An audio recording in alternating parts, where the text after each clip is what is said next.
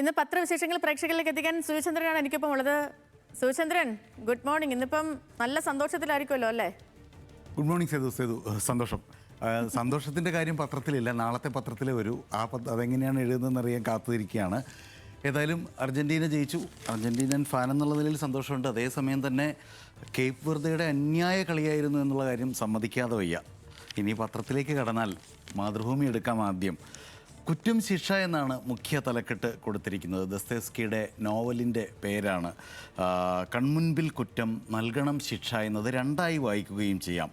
കള്ളം പുറത്ത്, കൈയൊഴിഞ്ഞ് RSS നേതൃത്വം. വാർത്ത അയോധ്യ സംഭാവന കൊള്ളയെക്കുറിച്ച് തന്നെയാണ്.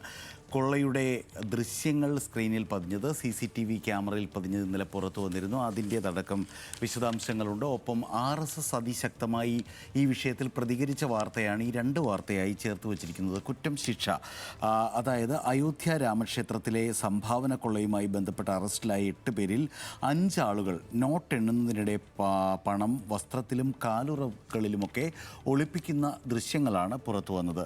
ഇപ്പോൾ ഇതിന് കഠിന ശിക്ഷ വേണമെന്ന് RSS നേതൃത്വം ആവശ്യപ്പെടുകയാണ്. സംഭാവന കൊള്ളയിൽ ദുഃഖവും രോക്ഷവും പ്രകടിപ്പിക്കുകയാണ് RSS. അയോധ്യയിലെ ശ്രീരാമക്ഷേത്രത്തിലെ ഭണ്ഡാരപ്പെട്ടികളിൽ നിന്നുള്ള മോഷണം ഹിന്ദു സമൂഹത്തിൻ്റെയും രാമഭക്തരുടെയും വികാരങ്ങളെയും വിശ്വാസങ്ങളെയും വല്ലാതെ വ്രണപ്പെടുത്തുന്നു. എല്ലാവർക്കും വലിയ ശിക്ഷ വേണമെന്ന് ആവശ്യപ്പെടുന്നു ദത്താത്രേയ ഹോസബിള്ള. ആ വാർത്ത മാതൃഭൂമിയുടെ ഇന്നത്തെ ഒന്നാമത്തെ വാർത്തയാണ്. ഒപ്പം ഇന്നലെ പെരുമ്പാവൂർ സന്ദർശിച്ചല്ലോ ആഭ്യന്തരമന്ത്രി രമേശ് ചെന്നിത്തല. അതേക്കുറിച്ച് ഒരു വാർത്താ ചിത്രം മുൻ പേജിൽ തന്നെ നൽകിയിട്ടുണ്ട്. DGP റവാഡ ചന്ദ്രശേഖരനെ നോക്കിയിട്ട് രമേശ് ചെന്നിത്തല ഇങ്ങനെ എന്തോരം കേസാ എന്ന് ചോദിക്കുന്ന ഒരു ചിത്രം. ആ ചിത്രം സ്കാൻ ചെയ്യാത്തതുകൊണ്ടാണോ എന്നറിയില്ല, ഏതായാലും വന്നിട്ടുണ്ട്, ഞാനത് വായിക്കാം. അപ്പോൾ ആ ചിത്രമാണ് ഓപ്പറേഷൻ തൂഫാൻ നാർക്കോ ഹണ്ട് 2ാം ഘട്ടത്തിൽ ഈ റവാഡ ചന്ദ്രശേഖറുമായി പടം വന്നു. ചോദിക്കുന്ന ആ പടത്തിൻ്റെ ആ ഒരു ഭാവത്തിന് ചേരുന്ന തരമുള്ളൊരു ക്യാപ്ഷനാണ്.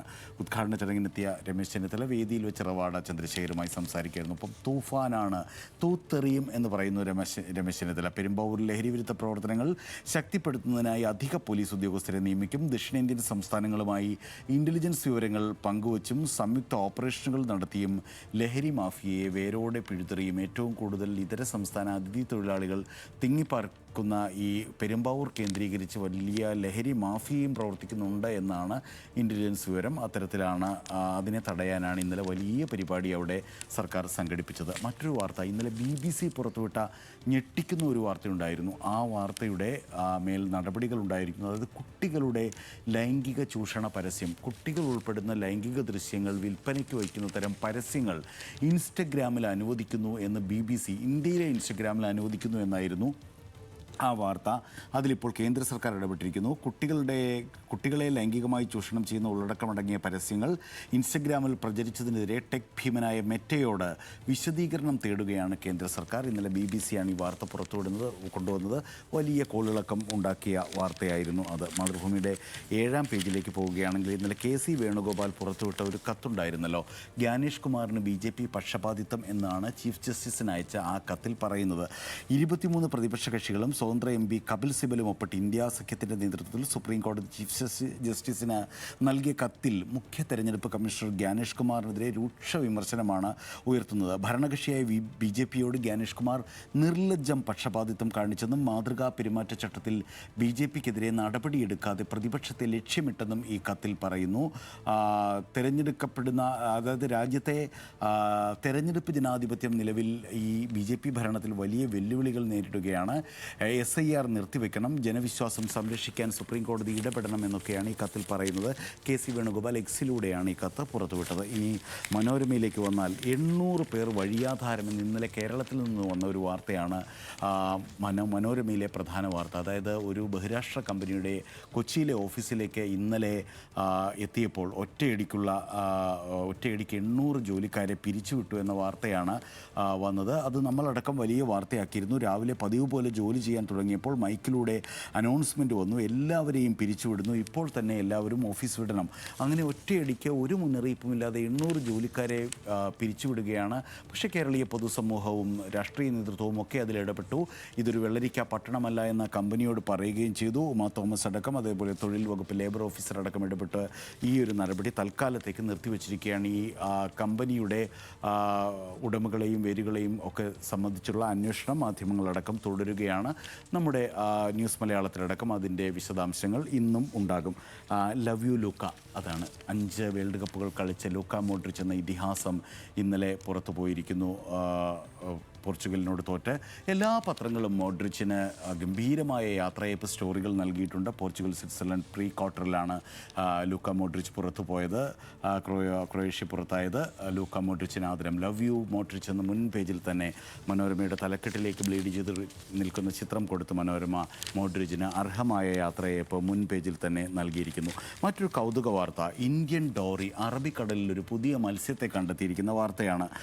അറബിക്കടലിൽ പുതിയ ഇനം ആഴക്കടൽ മത്സ്യത്തെ കണ്ടെത്തി കേന്ദ്ര സമുദ്ര ഗവേഷണ സ്ഥാപനം CMFRI. ലക്ഷദ്വീപ് കടലിൻ്റെ കിഴക്കേ മേഖലയിൽ 300 മുതൽ 500 മീറ്റർ വരെ ആഴത്തിലുള്ള ഭാഗത്താണ് ഇവയെ കണ്ടെത്തിയത്. കൊല്ലം ശക്തികുളങ്ങര ഹാർബറിലെത്തിയ ട്രോളിംഗ് ബോട്ടുകളിൽ നിന്നാണ് ഗവേഷണത്തിന് ആവശ്യമായ 6 മത്സ്യത്തെ മത്സ്യത്തൊഴിലാളികൾക്ക് കിട്ടിയതിൽ. ഈ വ്യത്യസ്തമായ മത്സ്യങ്ങളെ അവർ ഗവേഷണ കേന്ദ്രത്തിൽ ഏൽപ്പിക്കുന്ന പതിവുണ്ട്. അത്തരത്തിൽ മത്സ്യത്തൊഴിലാളികളുമായി ഡീലുണ്ടാക്കാറുണ്ട് മത്സ്യ ഗവേഷകർ. അങ്ങനെയാണ് ഈ മത്സ്യത്തെ കണ്ടെത്തിയിരിക്കുന്നത്. നമ്മുടെ പ്രപഞ്ചത്തിൽ ഭൂമിയിൽ ഏതൊക്കെ തരം ജീവികളുണ്ട് അറിയും തോറും അറിയാൻ നമുക്ക് എത്ര ബാക്കി എന്നുള്ളത് നമുക്കൊപ്പം ജീവിച്ച, നമുക്കൊപ്പം ഈ ഭൂമി പങ്കിട്ട ഒരു പുതിയ ജീവിയെ കൂടി നമ്മൾ കണ്ടെത്തിയിരിക്കുന്നു എന്ന ആ വാർത്ത, സന്തോഷകരമായ വാർത്ത, ശാസ്ത്രത്തിൻ്റെ ഒരു ശാസ്ത്രവാർത്ത പ്രധാന വാർത്തയായിട്ട് മാറുന്നു.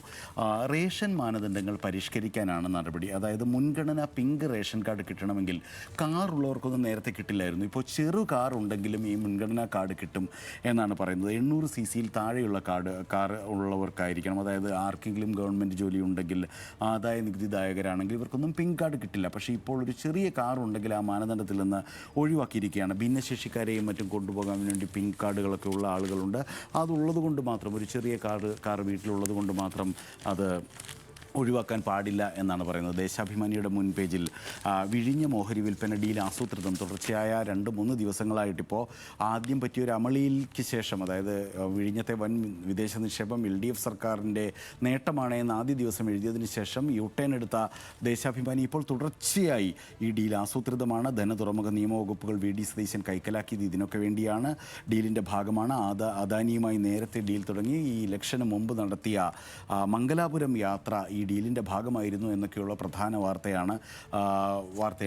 വാർത്തയായി ദേശാഭിമാനി കൊടുക്കുന്നത്. പക്ഷേ മുൻ പേജിൽ മറ്റൊരു വാർത്തയുണ്ട്, ഒരു വാർത്താ ചിത്രമുണ്ട്. അതിൽ കാലുകളില്ലാത്ത, അല്ലെങ്കിൽ ഒരു കാലുകളൊക്കെയുള്ള, കാലുകൾ ആക്രമണത്തിൽ നഷ്ടപ്പെട്ട യുവതികൾ ഫുട്ബോൾ കളിക്കുന്ന ഒരു ചിത്രമാണ്. ഇസ്രായേലിൻ്റെ കൊടും ക്രൂരത വംശഹത്യയുടെ സഹസ്രദിനം പിന്നിടുമ്പോൾ 1000 ദിവസം പിന്നിട്ടിരിക്കുകയാണ് ഇസ്രായേലിൻ്റെ അധിനിവേശം, ഈ ഏറ്റവും ഒടുവിൽ നടത്തിയ യുദ്ധനീക്കം. ഗാസയുടെ ദുരിതത്തിൽ കാൽപന്താവേശം, ഈ ദുഃഖത്തിനിടയിലും കാൽപന്താവേശം നിറയുകയാണ് അവിടെ. അതിജീവനത്തിൻ്റെയും ഉൾക്കരുത്തിൻ്റെയും അനുപമമായ കാഴ്ചകൾ ഫുട്ബോളിനെ ലോകത്തിൻ്റെ പര്യായമാക്കുന്നു. ഫിഫ ലോകകപ്പിനെ ഗാസ വരവേൽക്കുന്നത് ഇസ്രായേലി ആക്രമണത്തിൽ കാലുകൾ നഷ്ടമായ സ്ത്രീകളെ കാൽപന്തുകളുമായി കളത്തിലിറക്കിയാണ് എന്നുള്ള ആ വാർത്ത, ഹൃദ്യമായ ആ വാർത്ത, വേദനയ്ക്കിടയിലും കാൽപന്തിൽ സന്തോഷം കണ്ടെത്തുന്ന ആ വാർത്ത ദേശാഭിമാനി ഒരു വാർത്താ ചിത്രമായി മുൻ പേജിൽ തന്നെ നൽകിയിരിക്കുന്നു.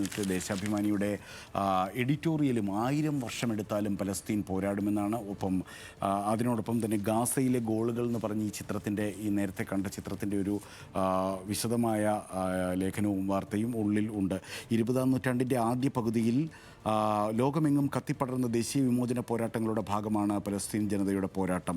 ആ പോരാട്ടം സാമ്രാജ്യവിരുദ്ധ പോരാട്ടത്തിലൂടെ സ്വാതന്ത്ര്യം നേടിയ ഇന്ത്യ അടക്കമുള്ള രാജ്യങ്ങൾ ആ പാഠം ഉൾക്കൊണ്ട് ഉത്തരവാദിത്തം നിറവേറ്റണം എന്ന് പറഞ്ഞിട്ട് ഒരു വിശദമായ മുഖപ്രസംഗവും ഇന്ന് ദേശാഭിമാനി എഴുതിയിട്ടുണ്ട്. ഇനി മാധ്യമത്തിലേക്ക് എന്നാൽ ഡാർക്കാണ് സീനെന്നാണ്. സമ്മതിച്ച PSC വിജിലൻസ്. PSCയിൽ നടക്കുന്ന വലിയ ക്രമക്കേടും അട്ടിമറിയും സംബന്ധിച്ച വാർത്തകൾ ന്യൂസ് മലയാളമാണ് പുറത്തു കൊണ്ടുവന്നത്. അനിരു ആണ് തിരുവനന്തപുരത്ത് നിന്ന് ആ വാർത്ത റിപ്പോർട്ട് ചെയ്തത്. 3-4 ദിവസമായി ഇപ്പോൾ എല്ലാ മാധ്യമങ്ങളും അത് ഏറ്റെടുത്തിരിക്കുകയാണ്. മാധ്യമമൊക്കെ അതിൻ്റെ ഫോളോ അപ്പ് ചെയ്യുന്നു. അതിൻ്റെ ഒരു ഫോളോ അപ്പ് വാർത്തയാണ് ഇന്ന് മാധ്യമം പ്രധാന തലക്കെട്ടാക്കിയിരിക്കുന്നത്. വാർത്തകളുടെ അജണ്ടകളെ തീരുമാനിക്കുന്ന തരത്തിൽ വാർത്തകൾ പുറത്തു കൊണ്ടുവരാൻ ന്യൂസ് മലയാളത്തിനാവുന്നു എന്ന അഭിമാനം പങ്കുവച്ചുകൊണ്ട് ആ വാർത്ത. ഉദ്യോഗാർത്ഥി ഡാറ്റ ഡാർക്ക് വെബുകളിൽ വിൽപ്പനയ്ക്ക് വെച്ചെന്ന് കണ്ടെത്തി. ഈ വാർത്തയുടെയും ഒരു ഇനീഷ്യൽ വാർത്ത ഇന്നലെ തന്നെ അനിരു റിപ്പോർട്ട് ചെയ്തിരുന്നു. അതായത് ഒരു IT ഓഡിറ്റുകളും ഇല്ലാതെയാണ് വെബ്സൈറ്റുകൾ ഈ ഓൺ സ്ക്രീൻ മാർക്കിങ്ങിന് വേണ്ടിയൊക്കെയുള്ള വെബ്സൈറ്റുകൾ പ്രവർത്തിക്കുന്നത്. അതിൽ ഉദ്യോഗാർത്ഥികളുടെ ഉത്തരക്കടലാസുകൾ ഡാർക്ക് വെബിൽ വിൽപ്പനയ്ക്കെത്തിയെന്ന ഫോളോ അപ്പ് വാർത്ത മാധ്യമം കൊടുക്കുന്നു. തൃണമൂൽ ആസ്ഥാനം വിമതർ പിടിച്ചെടുത്തു എന്നാണ് മറ്റൊരു വാർത്ത. തെരഞ്ഞെടുപ്പ് കമ്മീഷനിൽ പാർട്ടിയുടെ പേരിനും ചിഹ്നത്തിനുള്ള അവകാശവാദം ഉന്നയിച്ചതിന് പിന്നാലെ പ്രതിപക്ഷ നേതാവ് രഥബ്രത ബാനർജിയുടെ നേതൃത്വത്തിലുള്ള വിമത വിഭാഗം പാർട്ടി ആസ്ഥാനം പിടിച്ചെടുത്തു എന്നുള്ള വാർത്തയും മാധ്യമം മുൻ പേജിൽ നൽകുകയാണ്. റോണോ റാമോസ് വീര്യത്തിൽ പറങ്കി പടയോട്ടം എന്നാണ് ഉൾപേജിൽ ഇന്നലെ പോർച്ചുഗൽ ജയിച്ച വാർത്ത. ആഗോള ആരവം എന്നാണ് മാധ്യമത്തിൻ്റെ സ്പോർട്സ് പേജിൻ്റെ ഫുട്ബോൾ പേജിൻ്റെ പേര്. നല്ല രസമുള്ള പേരല്ലേ.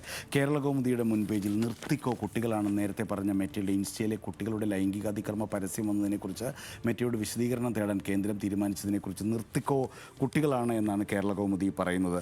അയോധ്യക്കൊള്ളയിൽ വിശ്വാസത്തെ വ്രണപ്പെടുത്തിയെന്ന് തൊട്ടപ്പുറത്തൊരു വാർത്തയുണ്ട്. അയോധ്യക്കൊള്ളയിൽ RSS വിശ്വാസത്തെ വ്രണപ്പെടുത്തിയെന്ന് ചേർത്ത് വായിച്ചു പോകും. അതെന്താണ് നമ്മൾ അതിലൊരു തലക്കെട്ടിലൊരു കൈയടക്കത്തിൻ്റെ കുറവുണ്ടെന്ന് തോന്നുന്നു. വിശ്വാസത്തെ വ്രണപ്പെടുത്തി ഇത് RSS പറയുന്നതാണ് അയോധ്യക്കൊള്ളയിൽ RSS. പക്ഷേ വായിക്കുമ്പോൾ ചേർത്ത് വായിച്ചാൽ അയോധ്യക്കൊള്ളയിൽ RSS വിശ്വാസത്തെ വ്രണപ്പെടുത്തിയെന്ന് വായിച്ചു പോകും. ചന്ദ്രിക വടിയെടുത്ത് സർക്കാർ എന്ന് പറയുന്നു. ഒഴിവുകൾ 3 ആഴ്ചക്കകം PSC റിപ്പോർട്ട് ചെയ്യണം. PSCയുടെ തുടർ വാർത്തകൾ വരികയാണ്. ഇതൊക്കെയും അനിരു തുടങ്ങി വെച്ച വാർത്തയുടെ ഒരു ഇമ്പാക്റ്റ് കൊണ്ടുണ്ടാകുന്നതാണെന്നുള്ള കാര്യത്തിൽ സംശയമില്ല. ജനാധിപത്യം അപകടത്തിൽ എന്നാണ് സുപ്രീം കോടതി കത്തയച്ചതിനെക്കുറിച്ച് വീക്ഷണം 1-ാം പേജ് വാർത്ത. പിഴുതെറിയാൻ പെരുമ്പാവൂരിൽ ലഹരി മാഫിയക്കെതിരെ തൂഫാൻ ജാഗരൻ എന്നുള്ള നേരത്തെ പറഞ്ഞ വാർത്ത. രമേശ് ചെന്നിത്തല നായകൻ ഇവൻ എന്ന് പറഞ്ഞിട്ടൊരു വാർത്താ ചിത്രം. ഒപ്പം മാഞ്ഞിട്ടും മായാതെ സംസ്കാര ചടങ്ങിൽ ഇറാൻ പരമോന്നത നേതാവ് അയത്തുള്ള അലി ഖമനയുടെ ഭൗതിക ശരീരം പൊതുദർശനത്തിന് വച്ചിരിക്കുന്നു. സംസ്കാര ചടങ്ങിൽ പങ്കെടുക്കാൻ ലോക നേതാക്കൾ ടെഹ്റാനിലേക്കെത്തും. സംസ്കാര ചടങ്ങുകൾ ജൂലൈ 9 വരെ വിവിധ ഘട്ടങ്ങളിലായി നടക്കും. ടെഹ്റാനിൽ ഖമനയുടെ ഭൗതിക ശരീരം ഇറാനിലെയും ഇറാഖിലെയും പ്രധാന ഷിയ തീർത്ഥാടന കേന്ദ്രങ്ങളായ ഖോം, നജഫ്, കർബല എന്നിവിടങ്ങളിലേക്ക് കൊണ്ടുപോകും. തുടർന്ന് ഇറാനിലെ വിശുദ്ധ തീർത്ഥാടന കേന്ദ്രമായ മഷ്ഹദിൽ സംസ്കാരം നടക്കുമെന്നുള്ള വാർത്ത വീക്ഷണം നൽകുന്നു. ജന്മഭൂമിയിൽ മിസ്യു മോഡ്രിച്ച് ഉണ്ട്. അയോധ്യ കുറ്റക്കാർക്ക് കടുത്ത ശിക്ഷ ഉറപ്പാക്കണം എന്ന RSSൻ്റെ വാർത്തയുണ്ട്. മംഗളത്തിൽ PSCക്ക് മുഖേർ തുടർച്ചയായി ഒരുപാട് പത്രങ്ങൾ ന്യൂസ് മലയാളം കൊണ്ടുവന്ന ഒരു വാർത്തയുടെ ഫോളോ അപ്പ് വാർത്ത മുഖ്യ പേജിൽ മുഖ്യ വാർത്തയായി നൽകുന്നു എന്നുള്ളത് സന്തോഷമാണ് അല്ലേ സേതു?